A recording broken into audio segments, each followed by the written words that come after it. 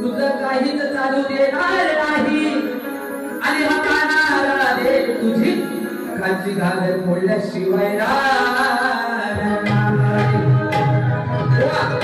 तुमच्या गवळीची गाठ हे समीर बुवाने दिलेली आहे.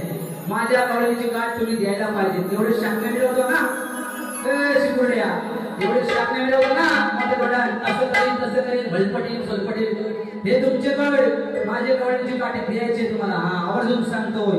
म्हणून काय म्हणायचं,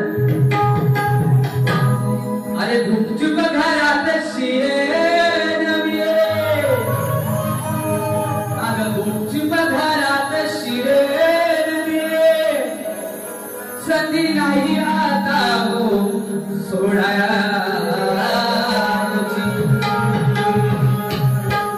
दोन्ही हाताने तुझी ओढायची, दोन्ही हाताने हिची ओढायची.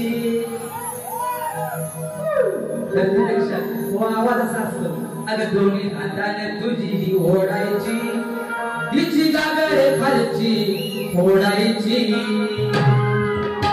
माझा माता बघली आहे, आई बहिणी आई देखील आहेत, माता बघली आहे, मुली देखील आहेत. मी काहीच वेगळं बोलणार नाही, कमळच्या खाली छातीच्या वरती काहीच बोलणार नाही. जे काय ते शास्त्र पटवून देणारा समीर भाऊ आहे. काय म्हणायचंय, जेव्हा काना काय म्हणतो, आज रात्रीच्या घरी गपचूप दही दूध खायचंय आपल्याला.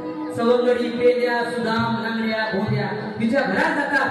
ही झोपलेली असते काय, झोपल्यानंतर पेले जातो, गेल्यानंतर पेले चढतो. कानाला म्हणतो, आता हिची दही दूध हंडी फोडायची.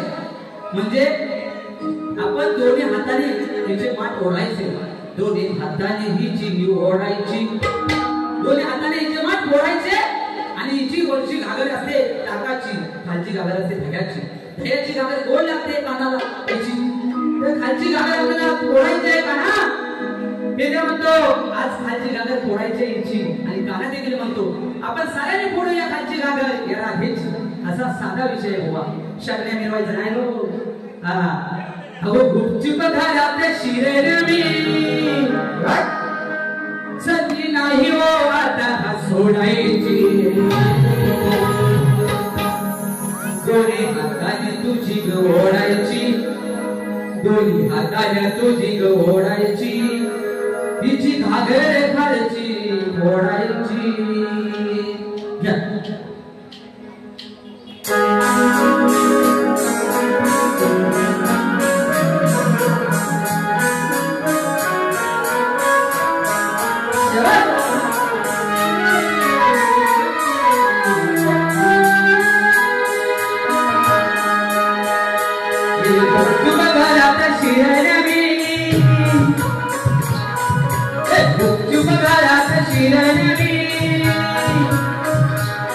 संधी नाही आता हो सोडायची. दोन्ही हाताने तुझी ओढायची, दोन्ही हाताने तुझी ओढायची, तिची घागर खालची फोडायची, तिची घागर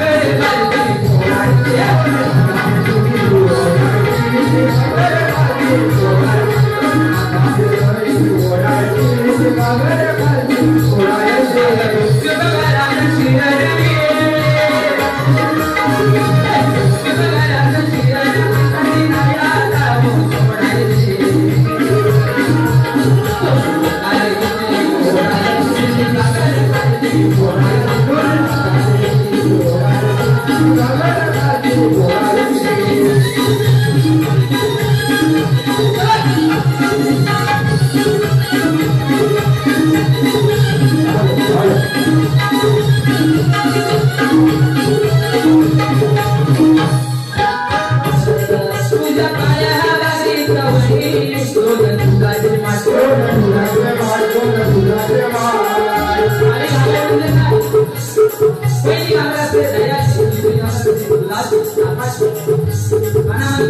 तुझ्या काळ्या काळ्या कागदीवरती दोन दुधाचे माठ वरती आहे.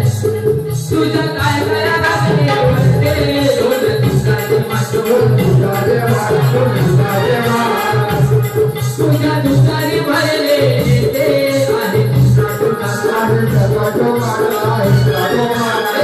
तुला हे माहिती आहे